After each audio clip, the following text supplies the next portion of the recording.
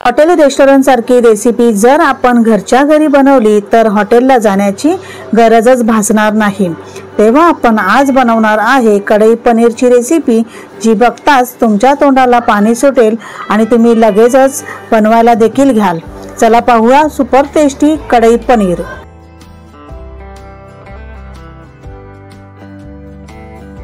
गॅसवर कढई ठेवली आहे। आता कढईमध्ये घेऊ 1 चमच तेल। तेल गरम झाल्यानंतर त्यात घेणार आहोत आपण 7 ते 8 लसूणच्या पाकळ्या आणि 1 इंच अद्रक। लसूण आणि अद्रक सोनेरी होईपर्यंत छान असं भाजून घेऊ। इथे मी 2 कांदे उभे चिरलेले घेतलेले आहेत आणि कांद्यांचा रंग पण चेंज होईपर्यंत आपण याला परतवून घेणार आहोत। कांदा पण छान मऊ झालेला आहे। आता घेऊया इथे 1 टोमॅटो देखील मऊ होईपर्यंत छान असं भाजून घेऊ। आता पहा कांदा आणि टोमॅटो, अद्रक, लसूण छान भाजून झालेला आहे। आता एका प्लेटमध्ये आपण त्याला काढून घेऊ। आता हे थंड होण्यासाठी 5 मिनिटं बाजूला ठेवू। त्याच कढईमध्ये अर्धा चमच तेल घेतलं। कांदा आणि शिमला मिरची चौकोन आकारमध्ये कट करून घेतलेले आहेत, त्यांना इथे हलकं फ्राय करून घेऊ। कढई पनीरमध्ये शिमला मिरची आणि कांदाचा वापर केला जातो। कांदा आणि शिमला मिरची हलकंसं फ्राय केल्यामुळे त्या भाजीची टेस्ट वाढते।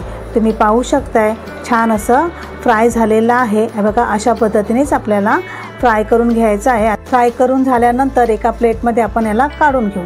आता पहा इथे मी कढईमध्ये थोडंसं तेल घेतलेलं आहे आणि आता आपण ह्याच कढईमध्ये पनीर देखील फ्राय करून घेणार आहोत। पनीरला छान असा सोनेरी कलर येईपर्यंत आपण इथे फ्राय करून घेऊ। तुम्ही बघू शकताय छान असा पनीर फ्राय झालेला आहे। पनीर देखील एका प्लेटमध्ये काढून घेऊ। आता पहा जे आपण अद्रक, लसूण, कांदा, टोमॅटो जे फ्राय करून घेतलं होतं ना, ते आता थंड झालेलं आहे। आता एका मिक्सर जारमध्ये घेऊन छान असं बारीक पाणी न टाकता वाटून घेऊ। तुम्ही पाहू शकता अगदी स्मूथ हे वाटण तयार झालेलं आहे। आता पहा इथे आपण मसाल्याची तयारी करून घेऊ। मसाल्यासाठी मी ते सुके मसाले घेणार आहे। त्यासाठी मी घेतले धने पावडर 2 चमच, लाल तिखट 2 चमच आणि 1 चमच इतका गरम मसाला। इथे मी लहान चम्मचचाच वापर केलेला आहे। फक्त तुम्हाला दाखवताना तो मोठा चम्मच वाटेल, लहान चम्मचच घेतलेले होते। आता यामध्येच घेतला आहे अर्धा चमच इतकी हळद। आता हा मसाला आपला तयार झालेला आहे। सर्व मसाले आपले तयार झालेले आहेत। आता आपण पुन्हा कढई घेतली आहे। कढईमध्ये 2 चमच इतकं तेल घेतलं। आता या तेलामध्ये घेणार आहोत आपण जे तयार केलेली पेस्ट होती ना, कांदा, टोमॅटो, अद्रक, लसूणची, ती यामध्ये घेऊन 2 ते 3 मिनिटं छान असं फ्राय करून घेऊया। तुम्ही बघू शकताय छान असं मसाला आपला फ्राय झालेला आहे। आता यामध्ये आपण जे तयार केलेले मसाले होते ते घेऊया। मसाले देखील छान 2 ते 3 मिनिटं मंद गॅसवर परतवून घेऊ। आता तुम्ही बघू शकता की मसाल्याचा कलर देखील बदलत आलेला आहे आणि मसाला कढईला देखील चिपकत नाहीये। तर आपला इथे मसाला छान असा भाजून झालेला आहे। आता घेऊ 1 ग्लास पाणी आणि व्यवस्थित मिक्स करून घेणार आहोत। तुम्ही पाहू शकता किती छान मिक्स झालेला आहे। तर 2 मिनिटं पुन्हा आपण हे सर्व मसाले शिजवून घेऊ। मसाले व्यवस्थित 2 ते 3 मिनिटं शिजल्याच्या नंतर ह्याची टेस्ट तर एकदम अप्रतिम लागते। त्यामुळे आपल्याला मसाले व्यवस्थित शिजवून घ्यायचे आहेत। आता मसाले शिजून झालेले आहेत। आता आपण त्यामध्ये घेणार आहोत थोडंसं पाणी।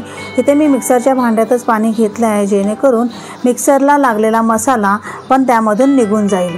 पुन्हा एकदा मिक्स करून घेऊ आणि तुम्ही बघू शकता ग्रेव्ही खूपच छान झालेली आहे। आता या ग्रेव्हीला अजून 2 ते 3 मिनिटं तरी झाकण लावून आपण छान शिजवून घेऊ। इथे 2 ते 3 मिनिटं झालेली आहेत आणि मस्त ग्रेव्ही आपली शिजली देखील आहे। तुम्ही बघू शकता छान अशी आपल्याला उकळ काढून घेतलेली आहे। आता यामध्ये घेणार आहोत आपण जे पनीर फ्राय केले होते, शिमला मिरची फ्राय केली होती आणि जे कांदा फ्राय केलं होतं ना, ते ह्या सर्व ग्रेव्हीमध्ये आपण ह्या भाज्या घेऊया आणि व्यवस्थित मिक्स करून घेऊया। आणि चवीपुरता मीठ आता घेणार आहोत। तुम्हाला जितकं मीठ लागेल तितकंच तुम्ही घ्यायचं आहे। पुन्हा आपण इथे झाकण लावून 2 ते 3 मिनिटं अजून इथे शिजवून घेणार आहोत। तर तुम्ही बघू शकताय 2 ते 3 मिनिटं झालेली आहेत आणि मस्त आपली भाजी ही तयार होत आहे। आता ह्याच्यामध्ये आपण एक सिक्रेट इन्ग्रेडियंट्स टाकणार आहोत, ते म्हणजे अमूल फ्रेश क्रीम। तर तुम्ही ते अमूल फ्रेश क्रीमचा वापर तुम्हाला करायचा नसेल तर तुम्ही मसाल्यांमध्ये दही पण मिक्स करून घेऊ शकता। तर मी घेतला आहे अमूल फ्रेश क्रीम आणि पुन्हा एकदा छान मिक्स करून घेतलेला आहे। आणि त्याचबरोबर घेऊया आता कोथिंबीर। कोथिंबीरमुळे भाजीची लज्जत खूपच छान वाढते। पुन्हा झाकण लावून छान असं 2 ते 3 मिनिटं अजून आपण शिजवून घेऊ। आता बघा छान अशी भाजी आपली तयार झालेली आहे। आपण झाकण काढून घेतलं आणि तुम्ही बघू शकताय हॉटेलसारखी एकदम रेस्टॉरंटमध्ये बनते तशीच आपली ही पनीरची भाजी झालेली आहे। त्याची टेस्ट तर अगदी अप्रतिम लागते। तुम्ही ही जरूर घरी करून बघा।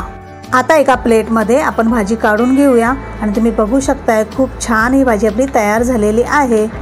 साहित्य जर घरी असतील तर ही 15 ते 20 मिनिटात आपली ही भाजी तयार होते।